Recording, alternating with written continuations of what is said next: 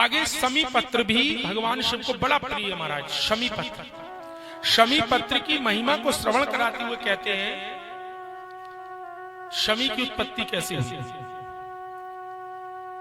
शमी जो थी, शमी थी औरव ऋषि की पुत्री जिसका नाम था शमी, और ये बड़ी रूपवान और बड़ी गुणवान कन्या थी।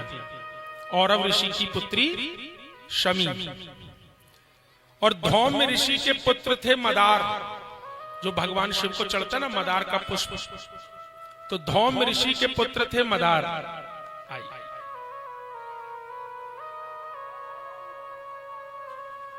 धौम्य ऋषि के पुत्र मदार और औरव ऋषि की बेटी शमी का विवाह हो गया। समय आने पर इन दोनों का विवाह किया गया। इन दोनों का दाम्पत्य जीवन बड़ा अच्छा चल रहा था। एक दिन की बात है कि ये पति पत्नी दोनों भ्रमण करने के लिए जा रहे थे, घूम रहे थे।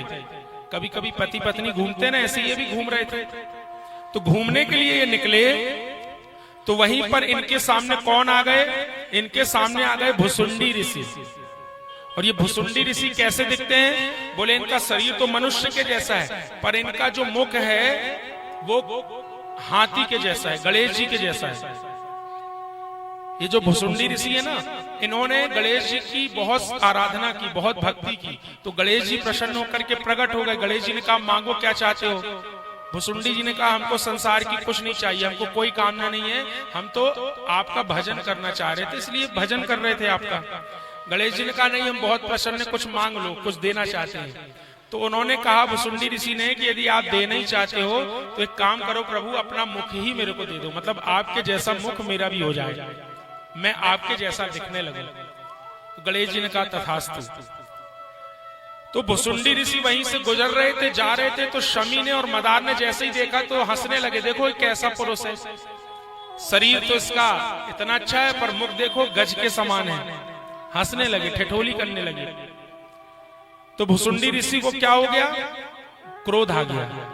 इन्होंने कहा अरे दुष्टों, तुम मेरे शरीर को देख के हंसते हो, ऋषि का अपमान करते हो। जाओ, जैसे तुम खड़े हो ना, हंस रहे हो, अपमान कर रहे हो, तुम ऐसे ही खड़े रहो। तुमने मुझे प्रणाम तक नहीं किया, संतों को प्रणाम तक नहीं किया, तुम ऐसे ही खड़े हो जाओ और तुम वृक्ष बन जाओ। जैसे ही ऐसा श्राप दिया, जैसे ही सुना, कपकपाने लगे दोनों, मदार और शमी। चरणों में गिर गए ऋषि के, क्षमा त्राहि माम, क्षमा करो, क्षमा करो महाराज, हमसे गलती हो गई, आप तो करुणा निधाने संत हैं, क्षमा करिए। जब बहुत विनती की तो इनको दया आई और इन्होंने क्षमा कर दिया।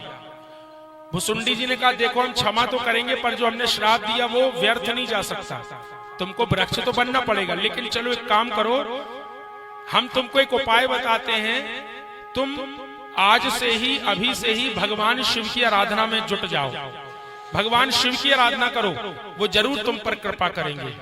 ऐसा कहकर भुसुंडी ऋषि चले गए। शमी और मदार उसी स्थान पर बैठ करके भगवान शिव की आराधना भक्ति करने लगे।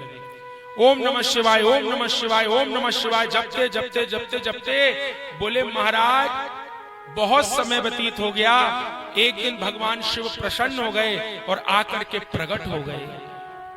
जैसे ही भगवान शिव को देखा, शमी और मदार चरणों में गिर करके कहते हैं हे प्रभु, हमारे ऊपर घोर संकट है, आप हमारे संकट का निवारण करिए भोलेनाथ। भोलेनाथ समझ गए। भोलेनाथ ने कहा हम तुम्हारी भक्ति से, भाव से बहुत प्रसन्न हैं, जाओ शमी, हम तुमको आशीर्वाद देते हैं कि तुम हमारी बड़ी प्रिय होगी।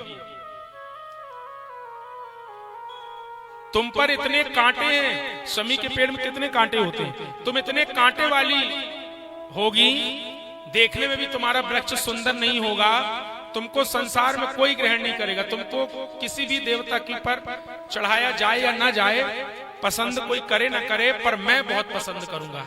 और जो भी आज के बाद मेरे ऊपर शमी पत्र चढ़ाएगा, मुझ पर शमी पत्र चढ़ाएगा, उसको 1000 राजसू यज्ञ करने का फल प्राप्त हो जाएगा। बोलिए शंकर भगवान की जय। भगवान शिव ने कहा अरे मदार, तेरा भी पुष्प कोई सुंदर नहीं है और विषैला है, तुझे और कोई ग्रहण नहीं करेगा, परंतु मैं तुझे वचन देता हूं कि जो भी मेरे ऊपर मदार पुष्प चढ़ाएगा उसको 1000 राजसू यज्ञ करने का फल मिल जाएगा। बोलिए शंकर भगवान की जय। अब सोचिए, भगवान शिव ने शमी और मदार पर कृपा की। जो पुष्प जो पत्ती किसी पर नहीं चढ़ती, इतने कांटेदार जिसका वृक्ष होता है, दुर्गुण से भरा हुआ वृक्ष है, मदार का दूध यदि लग जाए, जहर विषमय रहता है मदार का पुष्प।